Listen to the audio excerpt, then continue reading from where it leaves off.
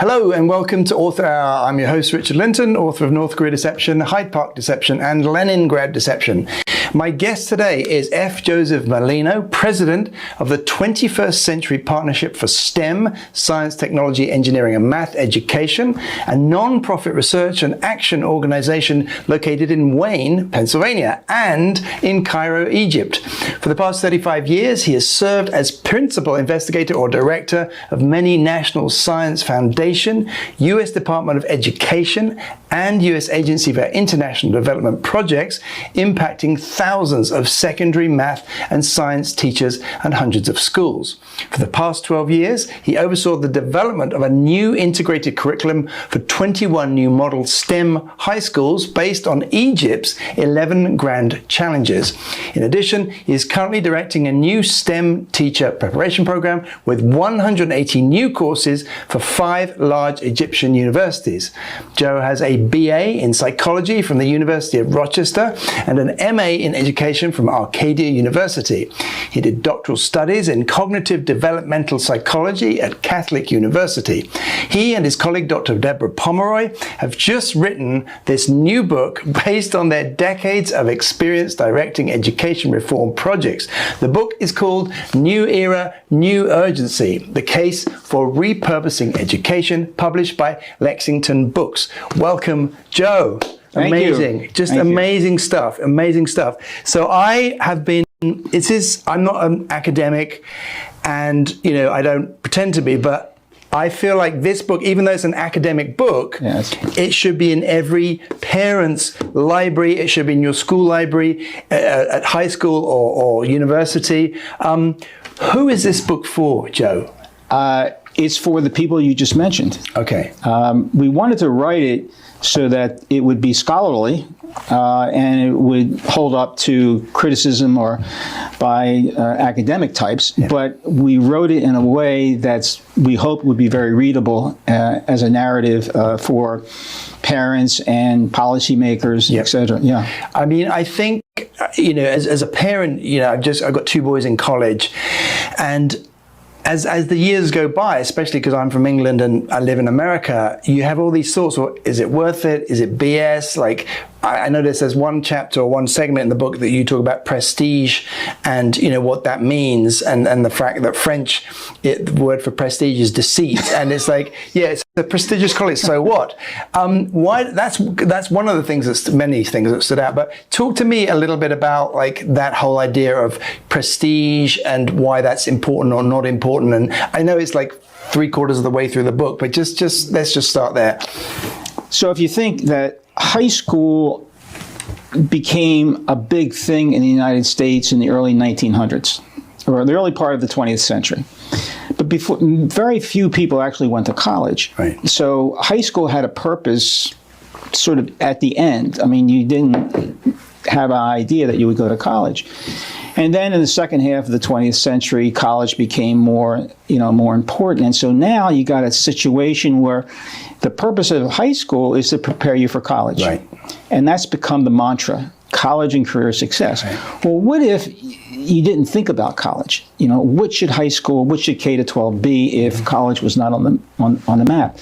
So the question is, what is the purpose of high school if you don't have college? And if you do have college, what is the purpose of college?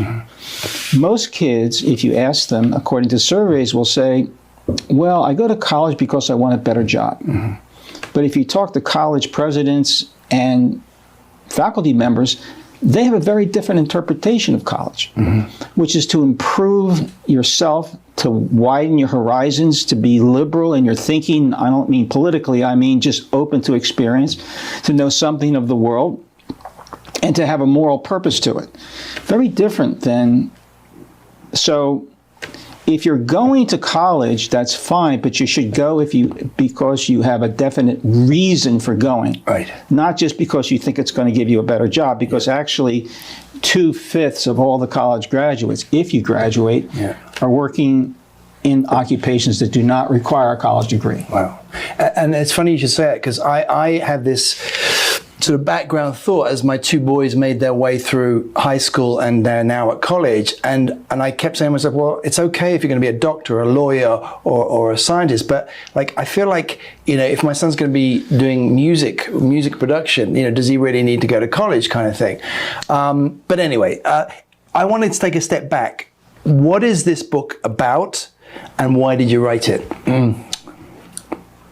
Okay, the book is about the trajectory of our country from its early foundation to now, and the changes that have occurred in this country over 5 lifetimes. And can you just explain what you mean by that? Because I wasn't sure. I did want to ask. What, in the contents, it says, you know, first lifetime. What do you mean by the lifetime thing?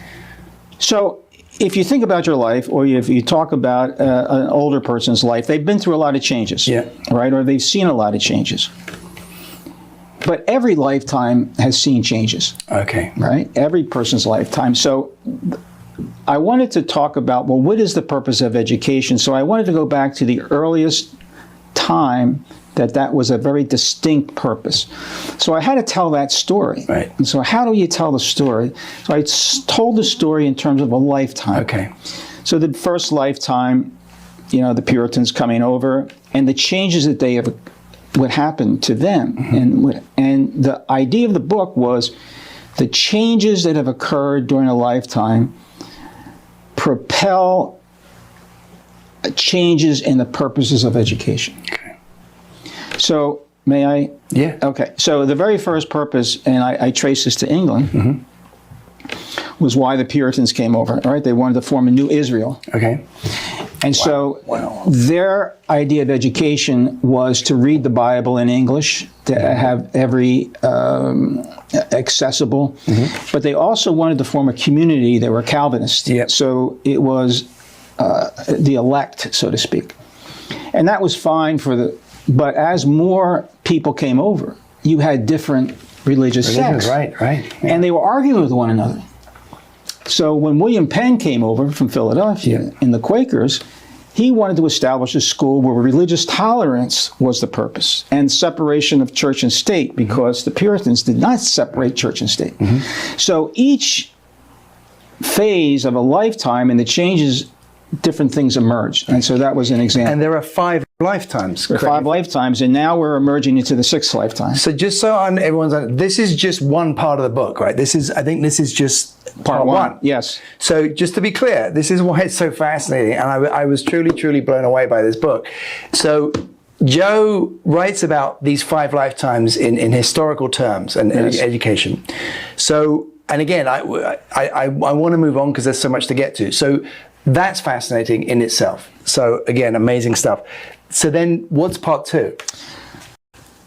So by the way, I learned a lot writing part 1. I'm sure. Yeah, I mean, so part 2 says, okay, you have these purposes, but there's other things going on in this country that are sort of underneath the surface. They are sort of the spirit of the country. Yeah.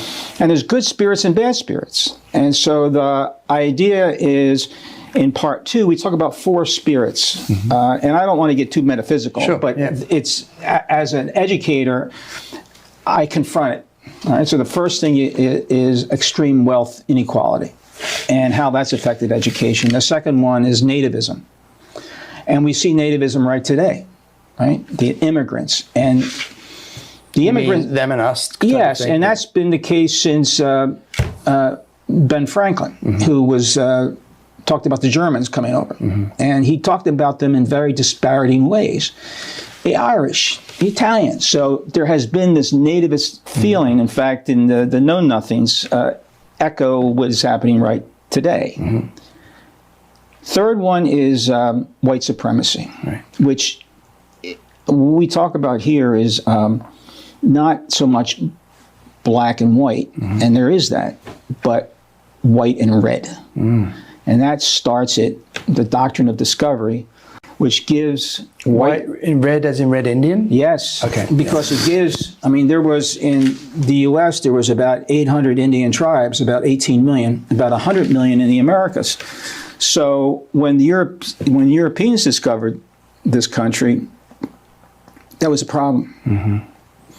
So what was the supremacy? The supremacy began with that idea. And the fourth spirit is anti-intellectualism, or using religion to dispute the facts of science.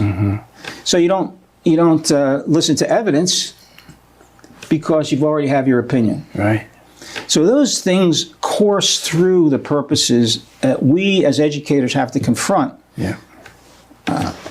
I mean, it's so troubling. I feel like when I first came to this country 20 years ago, you would have intellectual arguments and facts were facts, right? And Yes. now, as you talk about in the book as well, because so much has changed and social media and all these people can just put out non-facts, we're just in such a mess. I mean, before we go on to the next part, I mean, like, let's just take that one thing. I mean, you as an educator, or I don't know how much you talk about it in the book specifically, but like, how do you teach people to, what is a fact and what is a non-fact?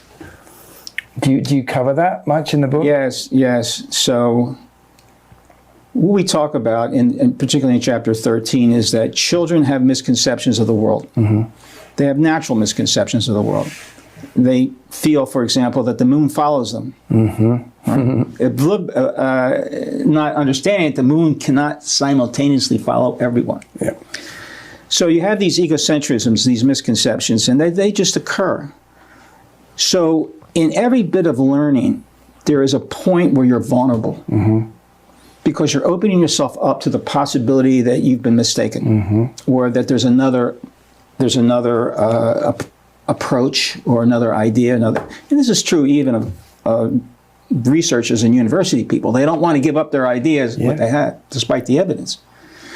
So this point of vulnerability needs to be, you have to be careful about it. You can't beat someone over the head and say, I'm right, you're wrong, because they're going to be defensive. So part of changing this is to, particularly in education, is to have a safe space where you can have these conversations without it being, you have to give time for people to change their mind, and you have to be loving when you do it. Only way to do it. Only way to do it. You can't beat them over the head or say, I'm going to kill you unless you agree with me. Right. So, which brings me on to part 3, which is explores the illusions of educational reform that have overpromised college and career success, created an idolatry of math test scores, conflated memorization of facts with conceptual understanding, and confused multiple layers of policy agendas with progress. So you start to get into it there. Tell us about part 3. So there's 4 chapters in part 3, and the thing about this book is that Deborah and I have lived this. Right. All right, we've confronted this, and in one of the chapters I talk about the math wars. Yeah. They're still going on.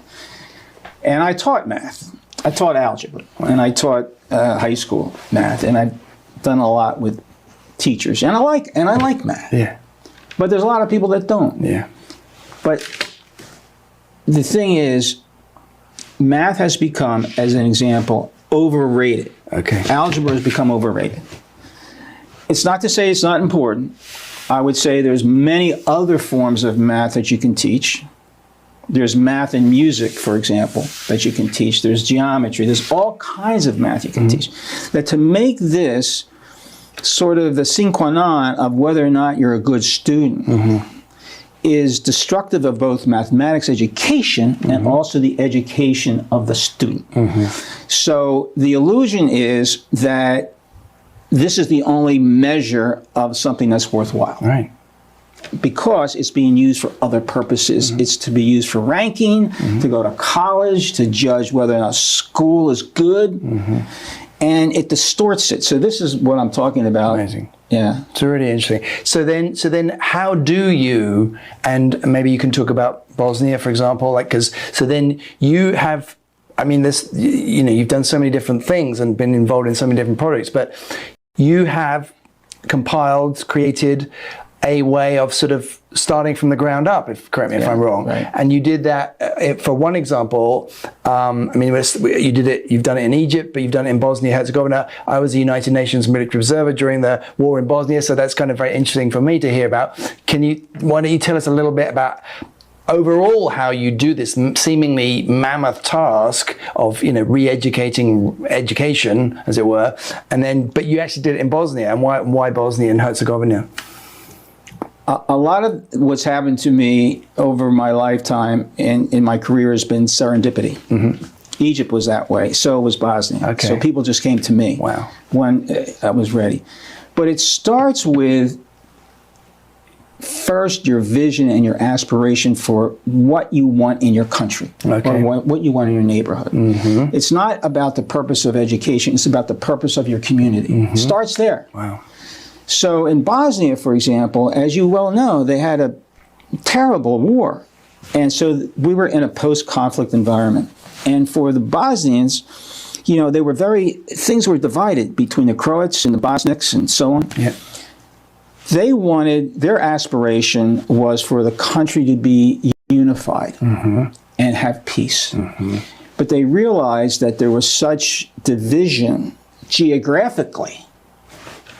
One side of the bridge and versus the other side of the bridge, but that's also in the case of schools, where the schools had a line in the middle of the hallway and one side versus the other side. You mean a literal line? Yes. So what, for boys and girls? No, for the different. Did? Yes. Wow. Yes.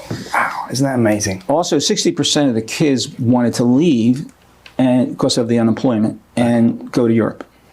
So they wanted to reimagine education in a way that would be. So what they arrived at was the idea, education for a knowledge-based economy. Education for knowledge-based economy. Okay. All right. So that, and the idea of a knowledge. And you're helping them do this. That's what we did. Okay. That's why you went there. That's why we went there. And so we had a team of people from the U.S. because we were doing this in Egypt, but they had a different vision than Egypt. They had a different purpose because they had a different vision of what they wanted in their country. So we helped university professors along with Save the Children to design a curriculum, integrated curriculum that was based upon 10 knowledge-based sectors, economic sectors, KBEs. And so we changed the curriculum to focus on how is knowledge used in agriculture, how is knowledge used in aircraft manufacturing. Let me just say, so your team arrives in Sarajevo, and so where do you're starting at university level or high school level or government people? We had government people, university people, mostly, and they were involved in creating the curriculum. What we did was guide them to how to do it because we just did it in Egypt. Wow. And so it started with what's your vision for your country? Yeah. Okay. And then what's your purpose then of education follows from that vision. And in this case, they defined their purpose to be, they wanted peace, they wanted kids to be able to work regardless of geography. Right. So a knowledge-based economy, you can stay at home and work. Okay. Okay. So it wouldn't prevent that. It would be a way for you to stay here. So what they did, we blank slate, start fresh. You want 10 sectors of the knowledge-based economy. Yep. So we had 10 sectors. We had all the subjects across, and we said, what do you need to know if you want a knowledge-based economy, let's say in biotechnology, which was an industry? What do you need to know? And then what do you need to know for this sector and for that sector? So we had a matrix. And then we created from the ground up the sequence of courses and studies. And when you say from ground up, from like early age? Yeah, it was K to 13. Wow. Yeah. Wow. That's amazing. And so we guided the university people. We had 9 university people from 3 universities to do that. And when you say we, is this you, F. Joseph Molino, and Deborah Pomeroy, your organization? What's your organization called again? Sorry, the 21 Pieces. Yeah, is that the organization that has created this? We co-created it with them, so we guided them in the process. We had about 8 or 9 people from our organization in different subject matters. Helped them do it. We went over there. We guided them through the process and. Back and forth, and we developed a curriculum application for them so they could put all this stuff in there. Yeah, and we had. And you didn't. I don't think you mentioned. How did you get to Bosnia? Like, how on earth did you get to Bosnia for this particular project? You said serendipity. So how did that actually come about? Just curious. Save the Children had this grant from the U.S. Agency for International Development. They contacted us initially, and they said, can you help us? And we said, yes. They said, okay, we'll get back to you. They got someone else. It didn't work out. A year later, they came back to us and they said, "Can you help us?" And I said, "Sure." Amazing. So we just had completed basically the first 5 years of our Egypt project. And so we knew that we had a product. We knew that we knew that the process would work. Amazing. Amazing. So we went over and they said, "Here's what we did. It's an 18-step process to develop this curriculum from the ground up." And we took them through it. How long does it take? It's a couple of years. A couple of years. Yeah. And then the Egypt thing. Oh, by the way, excuse me. Yeah, go on. There was a team in Sarajevo that we worked with, from Bosnia, and so I don't want to give us all the credit. Yeah. They were leading the team. We were advising them as to what the process was. And did they all speak like fluent English? Yes. Amazing. Yes. I mean, same thing with Egypt. It's all done in English. Amazing. Yeah.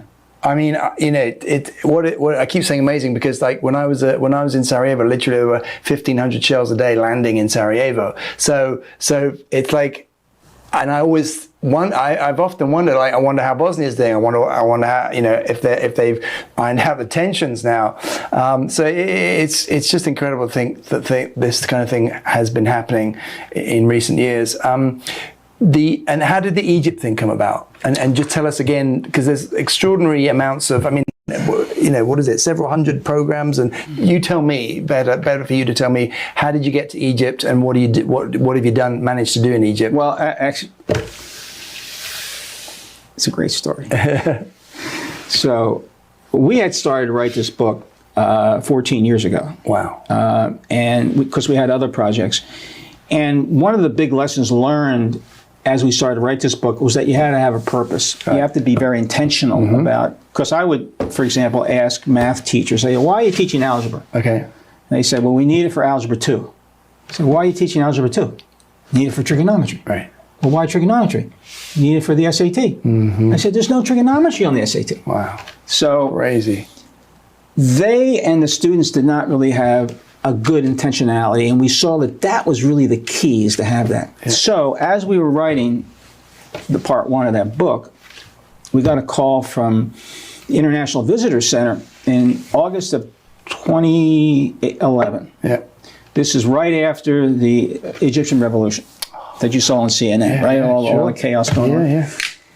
They said, "Listen, we have the Minister of Education of Egypt and a delegation coming to Philadelphia.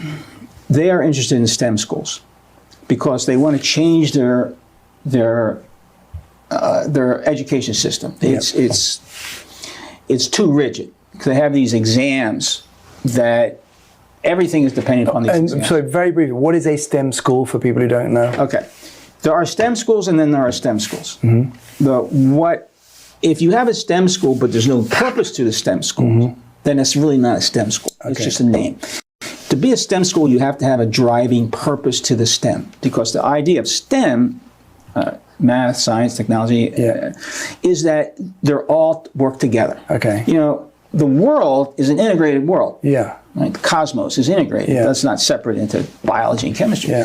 But if you want to create and have a window into that world, you need a way to integrate all of these subjects, and that's where your purpose is. Okay, so that's the first thing. So when they came over, they didn't know really what STEM was. Right. And so we showed them around Philadelphia, and the minister says, I just have to tell you this real quick. Yeah, go ahead. So we have time. So he's in my office, right? And we have, and we do a little dog and pony show about the work that we've been doing. And we had a lot of people in the office showing off. So he says, we want to start these schools. I said, "Fine. Do you have a curriculum?" He says, "No." I said, "Have you trained your teachers?" He says, "No." "Have you bought any materials?" He says, "No. In fact, we just fired the principal." I said, "Well, when are you opening up your school?" He said, "Next month." This is in August, and he was opening the school in September. It was an all-boys school. So long story short, he invited us over there, and USAID paid for us, U.S. Agency of International Development paid for a short-term contract to just help him out. Later, that mushroomed into a $25 million project where we were part of the technical team to develop these curriculums. So what the minister did was to give us carte blanche to say, we're going to start this from dust up. Yep. Help us design a curriculum. I said, well, what's your purpose? And they said, to solve Egypt's grandest challenges. I said, okay. 11, right? 11 grand challenges, and we had what we call design studios, 60 Egyptians. We put them in a room for 3 days. Wow. We said, okay, here are all your grand challenges. Here is all your subjects. Tell me, why do you need physics? Yeah. Well, we need physics for solar energy. Mm-hmm. Okay, what about physics? Yeah. So after they gathered all this data, Deborah went back and with a team created this integrated curriculum. Yeah. And that's what we're using. And these kids are winning international competitions like never before. Joe, we're getting close. We've only got 5 minutes left, but I want to come. So that was like the bird's eye view. I want to come whiz down back to Radnor Township. Yes. Like what we've talked about. How does that then? Do you envisage doing the same in America, or is America way ahead? Like how does it like? Is it way behind? That's the whole point. It's behind. Right. So you, and again, I'm trying to picture me as a parent in Radnor Township. So you're saying from what I gleaned is that the restructuring, as it were, of education starts with these meetings of parents and local people to decide what they want, not just in the country, but specifically in their community. Exactly. So I worked in Radnor. We had projects in Radnor. In fact, one of the Radnor superintendents was on my staff when he retired. What did he say when you retired? He says, I'm a recovering superintendent. And it's a tough job. It really is. And I've worked in Haverford and a lot of the schools around here we worked in. If the measure of your success in a school is getting to college, then Radnor is very successful. Mm-hmm. I don't know about completing college. Mm-hmm. We looked at one district nearby, and only 30% of their kids finished. It was like a Radnor. I can't mention the name, but we looked at how they. So, but does that satisfy the community needs? Is that your aspirations? We have so many things going on, such a new era these days. The demographics are changing. What kind of society we want to live in? Are we really preparing our kids? Are the graduates of Radnor having a moral sense of their obligation to the community and to the country because of the privilege of where they're going? Do they have that? That's why it's a public education, because there's a moral and social reason for it. Yeah. Wow. So that kind of thing needs discussion. And are you involved in like getting those conversations going now, today, this year, or is this like something you would like to do? I would like to do it. That's why I'm here. Right. Talking to you as in Wayne. I mean, I think you have that political will to do it. Yeah, right. Very briefly, in 1 minute, Joe, what was it like writing this book with Deborah, and how did you do it? Were you back and forth? Did you say, I'm going to write this chapter, I'm going to write this chapter? The book went through different, as I mentioned, it took us 14 years to write it, and I went through different iterations for it. And why it took that long is we were 12 years in Egypt. Right. And so we were living basically this third part. We spent a lot of time on the title to try to describe it, but New Era, New Urgency, great title. Yeah, what it's like for me to write the book. Do you ever see a road crew like on the turnpike? Sure. And I would wonder, like, boy, it has to be boring, like every 100 yards, yard by yard. Right. That's what it was like to write the book. Right. And so we really labored over how we would structure the whole thing. But ultimately, it was the story of purpose. We had to do the history. We had to do these corrupt shadows. To use the Jungian term, and then we had to talk about the illusions, and then Egypt. So, guys, we're talking 6 to 8 decades of your expertise and experience in the academic world and educator world, right? Yes. Joe, sorry, we're out of time. Next time, okay, I promise we'll have you back. Joe, thanks so much today for joining us. You can search for New Era, New Urgency. Same goes for North Korea Deception, Hyde Park Deception, and Leningrad Deception. You can also peruse other fiction and non-fiction books at richardlintonbooks.com. Great to see you. Be good. See you next time.